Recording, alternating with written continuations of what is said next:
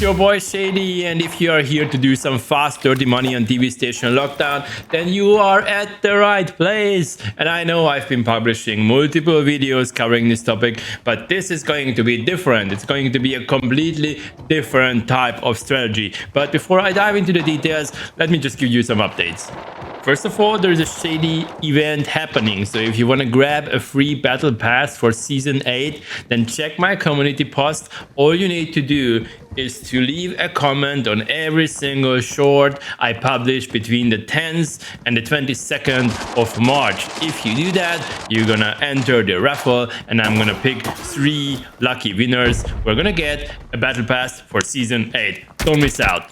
Second thing is that my Discord stopped growing, and you know why? Because I'm not actively advertising it. So that's what I'm gonna do now. Guys, please join the Shady Discord. Do so because you're gonna find nice people in general, people who you can play with, and it's full of nice creators, arena breakout creators, so you can hang out with them. So definitely join. You're gonna find the link in the description. The third update is that the channel is going to reach 5,000 subscribers soon. And guys, you make me super proud. You make me super happy. On the other hand, I feel like I could even reach 10,000 or 50,000. So please, if you haven't already, then please subscribe to my channel, because if there is no support or not enough support, I'm gonna get sad, demotivated, and I'm just gonna, not throw out weekly 3 videos or such. But for now, it is what it is. It is what it is. 5K, I'm still very proud and happy about the 5,000. And the last update, guys, is that I got a sponsor offer. It's not an actual sponsorship or sponsor deal. It's that somebody reached out and said that, hey, they would send me a headset, and if I try it and talk about it in one of my videos, then I can keep it. So it's not gonna make me super rich. There is no affiliate link or such, but I just want to share it because we got here. We got to the point where somebody actually offered something to me, which is like, a good appreciation. Anyways, I'm gonna do that in maybe the next video, or maybe next week. I'm gonna do a video about soundtrains, audio, the importance of audio, and maybe I'm gonna even give away the headset. We will see, okay? We'll figure it out. But now let's get into the dirty, quick, fast TV station lockdown strategy guide, tips and tricks part of the video. I'm not even sure if it makes sense to say it like that, but anyways. So, strategy. Until now, in all of my games, I was aiming to stay in the game until the very end, basically trying to find out different ways, weapons, loadout, tactics to stay alive and then extract at the very end. And before the end, I was always aiming to search the middle area of TV station, and I recently had the idea to try something else. What if I can make more money if I purely focus on keeping myself alive? Putting PvP aside, putting safes aside, putting everything else aside except staying alive. Because if you stay alive, if you don't die, then it doesn't even matter how much money you extract with, because you're gonna keep generating money, right? On the other hand, if you lose, regardless of how much you lose, losing T3 is also a loss. If you lose T5, that hurts. That actually fucking hurts. Anyways, this is not about, loadouts and the pain you feel inside when you lose something. This is more about, the concept, what you should be doing or trying. And actually, I want to ask you, instead of just watching this video, guys, I literally want to ask you to try this strategy 5 times and then share the results with me in the comments. I want to understand if this only works for me or if it works for everybody out there, and then if it works for you, then share your loadout and everything. I want to collect all of the data, because I think this is actually the safest way to generate money. And yeah, that's it. We could even say that this is the only strategy for TV you will ever need. That's actually a pretty dope title. As I said previously, I was always aiming to stay on the map. Now it's different. Depending on my spawn, and this is really important, depending on the spawn, I choose one location. That location can be eventually director's office. That's pretty much the best location you can get. Or it could be the top right part of the map, like, you know, where you have the free save, post-production room, and the room next to it. That could be the second area. And the third area is the bottom left area, where you have general and the garage, kitchen area, and those type of things. And the fourth one, where you have the stage area, like top left. That's the least ideal, but it's still okay. For my strategy, you will need 3 keys, post-production key, director's key card, and editing room. That's it. Don't invest into any other keys, because these are nice, juicy electric safes. And what do we have in them? Purple items mainly, but you can actually get lucky, and you can have rats and all kind of stuff. Not rats. You can have rats on TV as well, but not in the safes. Like, usually not. So we have the locations, and we discovered the spawns. What you wanna do is that you're gonna stay in your area. You're gonna stay in that location. You don't want to run into the middle of the map. You don't want to run to the other location. You want to focus on that area, and your primary objective would be to open every little drawer, jacket, suitcase, computer, whatever, weapon box, everything that is in that area. And you're gonna do that in a safe way. So obviously, if you hear that somebody is like attacking you and rushing you, and you have, you know, tons of nades incoming, then please stop looting, okay? Because that's not ideal.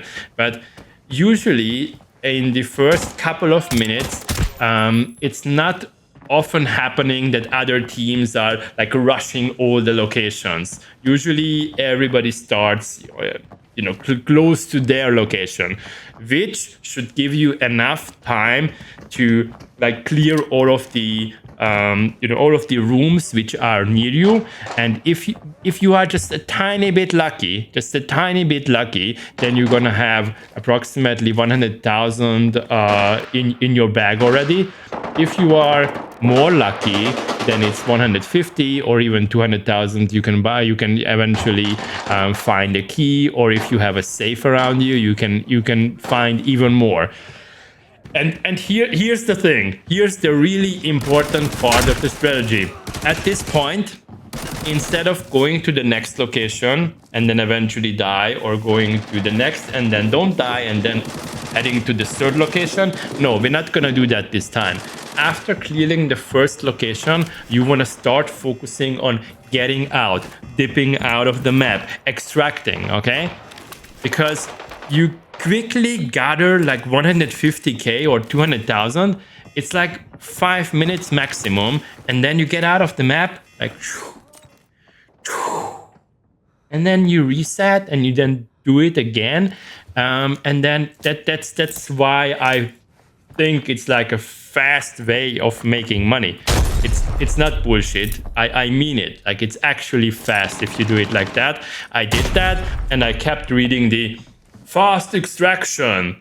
The game is just saying that you were extracting fast. It's not having any downside or such. And you're gonna instantly ask me, okay, but how the hell I should be getting out of the map, especially on TV? Because you cannot extract at the loading dock before, I mean, in the first 10 minutes. And even if you stay on the map for 10 minutes, that's still fine. That's kind of, you know, on the edge. But if you flip the switch, then most likely people are gonna see that, and they're gonna try to get to that location. That's the extract you don't wanna go for.